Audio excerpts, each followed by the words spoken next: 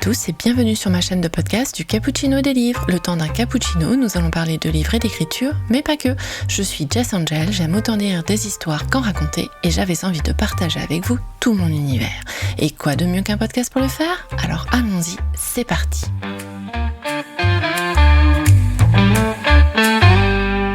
Aujourd'hui, c'est un épisode un peu particulier pour moi, parce qu'il y a 2 ans, je lançais ce podcast un peu sur un coup de tête, sans vraiment savoir où cela me menait. Et aujourd'hui, nous en sommes à 100 épisodes. 100 moments partagés, 100 fois où j'ai pris le micro pour parler de ce que j'aime, et 100 fois où vous avez tous été là pour m'écouter. Ce qui n'était au départ qu'un simple défi personnel est devenu un rendez-vous que j'adore partager avec vous chaque semaine, ou presque, parce que soyons honnêtes, ce n'est pas toujours simple de respecter son calendrier éditorial. Pendant la formation Licard, les formateurs nous conseillaient de trouver un média qui nous ressemble pour échanger avec nos futurs lecteurs. Bon, ok, je ne suis pas encore éditée, mais on y croit. Et de créer une communauté avec laquelle partager les mêmes centres d'intérêt, les mêmes envies, les mêmes valeurs. Comme je vous l'expliquais dans l'épisode 0, enfin l'épisode de présentation, il y a donc 2 ans, quand j'étais enfant, je jouais à faire comme si et j'enregistrais des émissions de radio avec le radiocassette de mon père, micro à la main. Et j'adorais ça. Alors j'ai eu envie de renouer avec cette passion en créant ce podcast. Et plus j'avançais dans la conception de ce podcast, plus les idées affluaient. Aujourd'hui encore, je prends énormément de plaisir à créer du contenu pour vous, mes chers auditeurs, mais aussi, il faut bien le dire, pour moi. Quoi de plus plaisant que de parler de mes lectures, de mes auteurs préférés et de mon écriture, pouvoir partager avec vous ce que j'aime, j'adore ça. Au fil du temps, j'ai façonné ce podcast pour qu'il devienne exactement ce que j'aurais aimé écouter moi-même. Un contenu dont je suis fière. Il a évolué, grandi, et j'ai expérimenté de nouvelles choses. En plus de mes lecteurs, j'ai lancé des interviews d'autrices que j'admire, que j'avais envie de rencontrer et de découvrir autrement. Je voulais comprendre leur parcours, savoir comment ils ou elles sont devenus les autoristes qu'ils sont aujourd'hui, entendre leur expérience et découvrir la personne qui se cache derrière la plume. Je les remercie du fond du cœur d'avoir accepté mon invitation et de nous avoir partagé leur univers et leur passion pour l'écriture. L'année dernière, j'ai eu envie d'aller encore plus loin, en créant une expérience différente, un moment d'échange avec d'autres passionnés. C'est ainsi qu'est né le Book Club, où nous discutons de nos lectures, partageons nos avis et échangeons autour de romans selon un thème commun. Un immense merci à mes camarades, Archie, Amélia, Aurore et Camille, d'avoir accepté de faire partie de cette aventure et d'avoir partagé un bout d'eux avec vous et avec moi. Parce que ce podcast, ce n'est pas qu'un projet personnel, c'est avant tout un espace de partage avec vous, chers auditeurs, vous qui êtes là à chaque épisode, qui faites vivre ce projet, qui m'encouragez à continuer à transmettre ma passion pour la lecture et l'écriture. Merci pour votre fidélité, vos retours, vos messages et vos partages. Sans vous, ce podcast n'existerait peut-être plus aujourd'hui. Après mes journées de travail, je me consacre à cette passion. Et dans ces moments suspendus, j'ai l'impression d'être pleinement moi-même. Ma seconde vie commence, les mots prennent forme et ma voix vous raconte des histoires. Et la dernière nouveauté en date de ce podcast, c'est que le podcast est désormais disponible sur YouTube pour celles et ceux qui préfèrent ce format. Alors, merci infiniment de me permettre de vivre cette incroyable aventure. Et maintenant, comme tout épisode spécial qui se respecte, on va faire un petit récap. Donc, comme je vous le disais, aujourd'hui, on en est à 100 épisodes. En tout cas, à l'heure où j'enregistre cet épisode, fin mars 2026. Et ce que vous pouvez retrouver dans ces 100 épisodes, c'est 12 épisodes coup de cœur, où je vous donne mon avis sur des romans qui m'ont beaucoup plu en 2024 et dont je vous lis les premières pages pour vous donner autant envie que moi de les découvrir. C'est 26 bilans lecture, dont 221 livres chroniqués. Ouais. Pas mal quand même en 2 ans.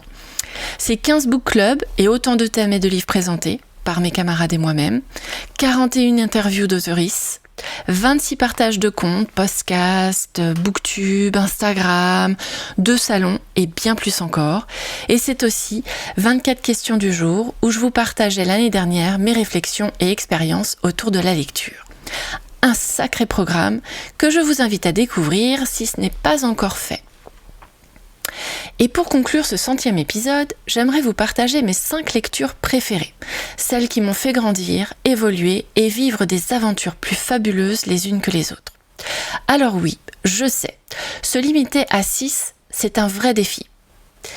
Mais pour éviter un épisode interminable, je vais me concentrer sur le haut du top de mes lectures tout en essayant de vous présenter des romans que je ne vous ai pas déjà fait découvrir. Alors, on va faire une petite présentation vite fait de ces 6 lectures qui m'ont fait aimer encore plus la lecture, que j'ai découvert ces 20 dernières années, je pense. Ouais, au niveau des dates, on doit être pas mal. Donc bon, c'est des romans quand même qui sont assez, entre guillemets, contemporains.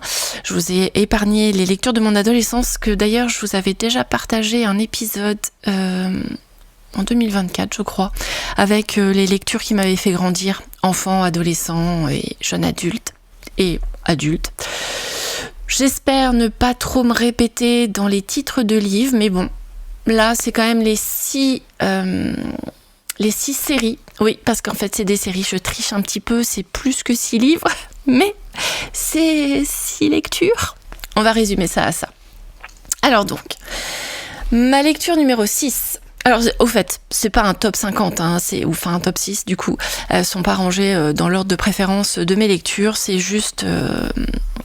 elles sont classées comme elles me sont venues. Voilà. Donc, la lecture numéro 6, c'est la série de Miss Peregrine et les enfants particuliers de Ransom Riggs, que j'ai adoré et dont j'ai tous les romans dans ma bibliothèque, ainsi qu'un petit recueil de nouvelles qui sont les petites histoires que Miss Peregrine raconte aux enfants dans le roman. Donc, en gros, en résumé, Jacob Portman, 16 ans, écoute depuis son enfance les récits fabuleux de son grand-père. Ce dernier, un juif polonais, a passé une partie de sa vie sur une minuscule île du Pays de Galles, où ses parents l'avaient envoyé pour le protéger de la menace nazie. Le jeune Abe Portman y a été recueilli par Miss Peregrine Faucon, la directrice d'un orphelinat pour enfants particuliers. Selon ses dires, Abe y côtoyait une ribambelle d'enfants doués de capacités surnaturelles, censés les protéger des monstres. Un soir, Jacob trouve son grand-père mortellement blessé par une créature qui s'enfuit sous ses yeux. Bouleversé, Jacob part en quête de vérité sur l'île si chère à son grand-père. En découvrant le pensionnat en ruine, il n'a plus aucun doute, les enfants particuliers ont réellement existé. Mais étaient-ils dangereux ? Pourquoi vivaient-ils ainsi reclus, cachés de tous ? Et s'ils étaient toujours en vie, aussi étrange que cela paraisse ? Alors ça, c'est le résumé. Mais cette histoire... pour moi en tout cas, c'est bien plus de choses et je ne peux que vous conseiller d'aller la découvrir. C'est du young adulte, donc faut aimer le young adulte, mais je trouvais ça très intéressant. Chaque personnage était bien caractérisé, l'intrigue était prenante. Il y a, je crois, 4 tomes en tout, plus 4 ou 5 ? Non, 5 tomes ? 6 tomes, mince. C'est pour vous dire que je l'ai lu il y a longtemps. Ça fait presque 6 tomes, ok, plus un petit recueil de nouvelles. Et vous pouvez également découvrir une adaptation de cette série, enfin en tout cas du tome 1, dans un film de Tim Burton, que moi personnellement je n'ai pas trop aimé parce que ça différait sur certaines choses de l'histoire originale du livre, et je préfère 100 fois le livre. La lecture numéro 5, c'est la série The Mortal Instrument de Cassandra Clare. Clary n'en croit pas ses yeux. Elle vient de voir le plus beau garçon de la soirée commettre un meurtre, et détail terrifiant, le corps de la victime a disparu d'un seul coup.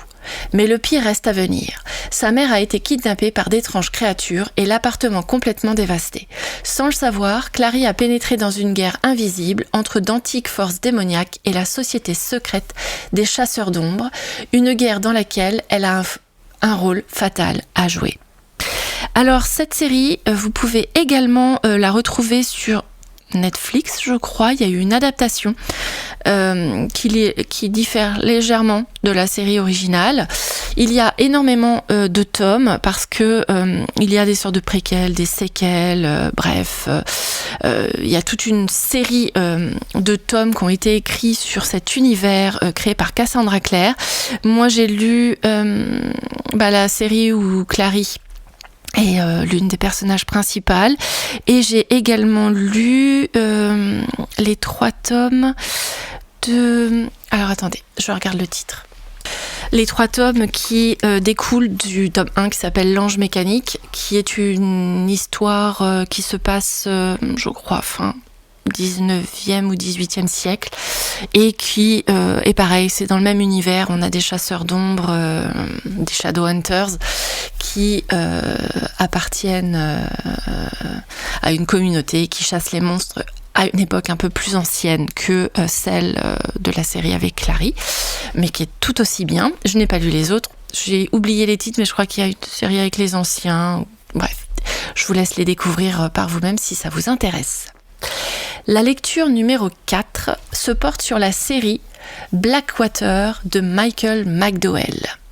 Alors que les flots sombres et menaçants de la rivière submergent Perdido, une petite ville du sud de l'Alabama, les Casquets, une riche famille de propriétaires, doivent faire face aux innombrables dégâts provoqués par la crue.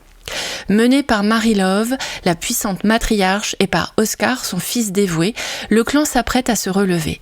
Mais c'est compté sans l'apparition aussi soudaine que mystérieuse d'Elinor Damer, jeune femme séduisante au passé trouble, dont le seul dessein semble être de s'immiscer au cœur de la famille Casquet. Donc Michael McDowell, je vous en ai déjà parlé à plusieurs reprises parce que j'ai lu L'Amulette l'année dernière, et on avait fait une lecture commune avec le book club sur la lune bleue, la lune froide sur Babylone. On avait fait une lecture commune, donc je vous conseille, si vous ne l'avez pas déjà fait, d'aller vous référer à cet épisode pour en savoir un petit peu plus. Et j'avoue que c'est Blackwater, c'est en fait plein de petits livres publiés chez Monsieur Toussaint Louverture, qui sont magnifiques et qui racontent en fait l'histoire d'une famille. C'est une saga familiale en petit format, parce que c'est des petits livres de poche et c'est pas très très long. Je crois qu'il doit faire entre 300 et 350 pages chacun. Et j'ai trouvé ça en fait génial. Je suis pas habituée aux sagas familiales historiques entre guillemets, parce que bon, ça se situe dans l'Amérique des années 1910, 20, 30, 40, 50. Je crois que ça va jusque là, peut-être même jusqu'aux années 60. Et on les voit évoluer dans l'époque qui touchait l'histoire des États-Unis à ce moment-là, et on les voit évoluer en saga familiale. En fait, on voit les couples s'unir, les enfants naître, les enfants grandir et devenir des adultes à leur tour.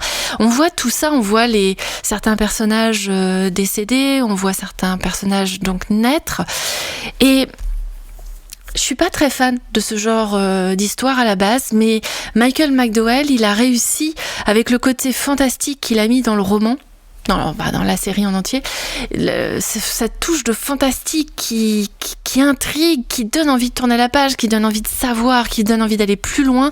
Et c'est une série que j'ai dévorée. J'ai dû lire les 6 tomes en 3-4 mois, même pas. Le temps de trouver tous les tomes, parce que je crois qu'à un moment, j'avais dû lire les 3 premiers tomes.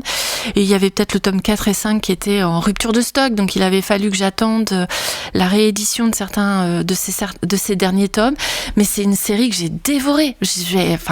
Bref, j'ai adoré. Donc si vous aimez les sagas familiales, tout ce qui touche un peu au fantastique, je pense que cette série elle peut vous plaire, vraiment. Je ne peux que vous la conseiller. La lecture numéro 3 va se porter sur la série Millennium de Stieg Larsson, puis écrite ensuite par David Lagerkrantz. Je n'ai pas lu par contre, parce qu'il y a eu une 3e autrice qui a pris la suite de cette... donc avec ces 2 auteurs, je crois qu'on a déjà 6 tomes, donc elle a pris la suite des 2 tomes déjà sûrs, peut-être un 3e en écriture, je ne sais pas. Je me suis beaucoup moins intéressée à cette nouvelle partie de l'histoire, donc c'est les livres, la fin, La suite a été écrite par Karine Smirnoff, donc je vous parlerai pas trop de ces romans-là puisque je ne les ai pas lus, mais je vais vous faire au moins le résumé du tome 1, l'épisode d'origine qui a donné toute cette série ensuite. Donc en résumé, ancien rédacteur de Millennium, revue d'investigation sociale et économique, Michael Blomqvist est contacté par un gros industriel pour relancer une enquête abandonnée depuis 40 ans. Dans le huis clos d'une île, la petite nièce de Henrik Wenger a disparu, probablement assassinée, et quelqu'un se fait un malin plaisir de le lui rappeler à chacun de ses anniversaires. Secondé par Lisbeth Salander, jeune femme rebelle et perturbée, placée sous contrôle social mais fouineuse hors pair, Michael Blomqvist, cassé par un procès en diffamation qu'il vient de perdre, se plonge sans espoir dans les documents 100 fois examinés jusqu'au jour où une intuition lui fait reprendre un dossier. Régulièrement bousculé par de nouvelles informations suivant les méandres des haines familiales et des scandales financiers, lancé bientôt dans le monde des tueurs psychopathes, le journaliste tenace et l'écorché vive vont résoudre l'affaire des fleurs séchées et découvrir ce qu'il faudrait peut-être taire.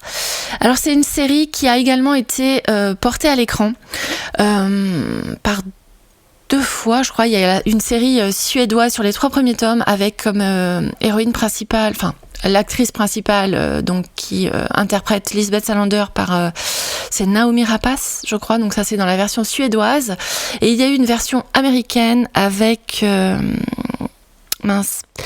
l'acteur qui a joué dans James Bond. Ah, j'ai oublié son nom. Bref, il me reviendra quand il me reviendra.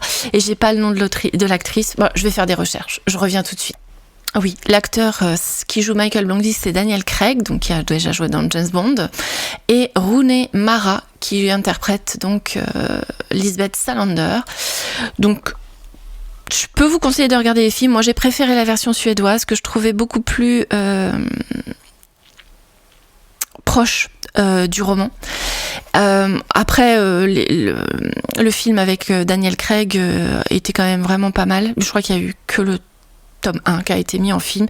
Moi j'ai adoré de toute façon cette série, c'est un polar très noir avec plein de secrets, plein de méandres, plein de rebondissements, plein de choses malaisantes qui viennent nous bouleverser, nous titiller, nous questionner, et j'ai trouvé ça vraiment génial.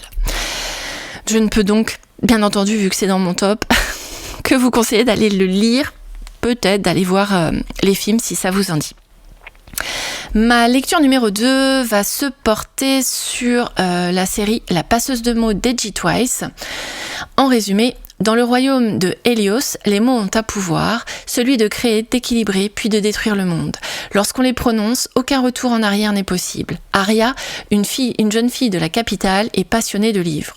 Elle en dévore chaque mot, mais elle est loin de se douter qu'elle est la clé pour sauver son royaume, le seul qui ait restreint l'utilisation de la magie grâce à un traité. Un traité qui ne plaît pas aux rebelles, prêt à tout pour l'éradiquer. À l'aube des changements qui s'annoncent, les mots se réveillent pour établir l'ordre dans le chaos, la vérité dans l'illusion. Ils attendent leur appel, celui de la passeuse de mots. Alors là, c'est pareil, pour le moment, il n'y a que 4 tomes qui ont été édités. Les autres tomes sont à venir. C'est encore une série que j'ai vraiment adoré lire. Les 3 premiers tomes, plus que le 4e, ce sont des gros pavés. Si vous voulez vous lancer dans cette série, ce sont des gros pavés. Mais la plume d'Alaric et Jennifer Twice a ce petit quelque chose qui vous fait tourner la page, ce petit quelque chose qui vous donne envie de savoir ce qui va arriver à ces personnages, à Killian, à Arya et à tous les autres, parce qu'en fait, on s'attache tellement à eux qu'on a envie de savoir comment ils vont s'en sortir, qu'est-ce qui va se passer, qu'est-ce qui va leur arriver. Et l'imagination des auteurs est tellement prolifique que ça rend cette expérience tellement plus intéressante. Donc n'hésitez pas, si vous vous posiez la question de savoir si c'était bien, je vous dirais que oui. Maintenant, il faut aimer les écritures contemplatives, les intrigues qui prennent leur temps, les personnages qui se posent petit à petit au fur et à mesure, qui se développent page après page, qui prennent leur temps pour comprendre les choses, pour essayer de se comprendre, de se connaître et de faire en sorte que le monde dans lequel ils se sont retrouvés après ce chaos, ils vont petit à petit essayer de le sauver. Mais ça prend son temps. Alors donc, si vous aimez ce type d'écriture, n'hésitez surtout pas. La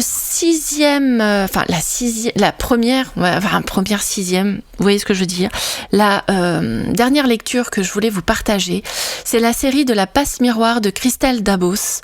En résumé, sous ses lunettes de myope, Ophélie cache des dons singuliers. Elle peut lire le passé des objets et traverser les miroirs. Quand on la fiance à Sorn, du puissant clan des dragons, la jeune fille doit quitter sa famille et le suivre à la Citaciel, capitale flottante du pôle. À quelle fin a-t-elle été choisie ? Sans le savoir, Ophélie devient le jouet d'un complot mortel. Et ce qu'il y a de bien avec cette histoire, c'est qu'il y a 4 tomes. 4 tomes addictifs, 4 tomes qui se déroulent dans un univers de dingue, avec des personnages qu'on va d'abord détester, puis après qu'on va aimer ou qu'on va aimer profondément, et que plus l'histoire avance, plus on va être intrigué, plus on va les aimer, les adorer, on va avoir envie de découvrir la suite de cette histoire. Moi, c'est une série que j'ai lue en 2020 pendant le Covid, et j'ai lu les 2 premiers tomes et en papier, et après je me suis pris les 2 livres numériques parce que je pouvais pas forcément les acheter à cette époque-là, et je les ai lus tous les uns après les autres. Ça a été une série que j'ai vraiment pris plaisir à découvrir, à lire mot après mot, page après page, tome après tome. Après, le seul petit bémol que je mettrais, c'est que la fin nous laisse sur notre faim. C'est une fin ouverte qui n'aura pas de suite, mais c'est une fin ouverte où le lecteur est libre de s'imaginer la suite, et c'est peut-être ce qui fait sa force, parce qu'en fait ça nous permet peut-être de finir l'histoire telle qu'on aurait envie qu'elle se finisse. Donc je ne peux que féliciter l'autrice de nous avoir fait vivre une telle aventure, de nous avoir fait dévorer ces 4 tomes, et je ne peux que, comme ces 5 autres lectures, vous recommander de les découvrir vous-même si vous ne l'avez pas déjà découvert, parce que franchement c'était génial. Et voilà, on arrive déjà à la fin de cet épisode un peu spécial. Merci d'avoir été là aujourd'hui, mais surtout merci d'être là depuis le début, d'avoir rejoint cette aventure en cours de route. Merci de partager ces moments avec moi autour d'un cappuccino et de quelques livres. Ces 100 épisodes, ce ne sont pas juste des chiffres, ce sont des instants de vie, des histoires, des émotions, et surtout une passion que je vis avec vous. Et ce qui est encore plus beau, c'est que l'histoire est loin d'être terminée. Il reste encore tellement de livres à découvrir, tellement d'histoires à raconter, tellement d'émotions à partager. Alors merci vraiment de faire partie de cette aventure, et surtout restez curieux, continuez de lire, de rêver et de vivre 1000 vies à travers les mots. Si cet épisode vous a plu, n'hésitez pas à le partager autour de vous, à en parler ou à laisser un petit commentaire. C'est ce qui permet au podcast de continuer à grandir. Vous pouvez également me retrouver sur Instagram @jess_angel ou m'écrire à ducappuccinoetdelivres@gmail.com. Et on se retrouve très bientôt pour une nouvelle pause, un cappuccino et de nouvelles histoires à découvrir ensemble. Merci pour votre écoute et à très vite pour la suite.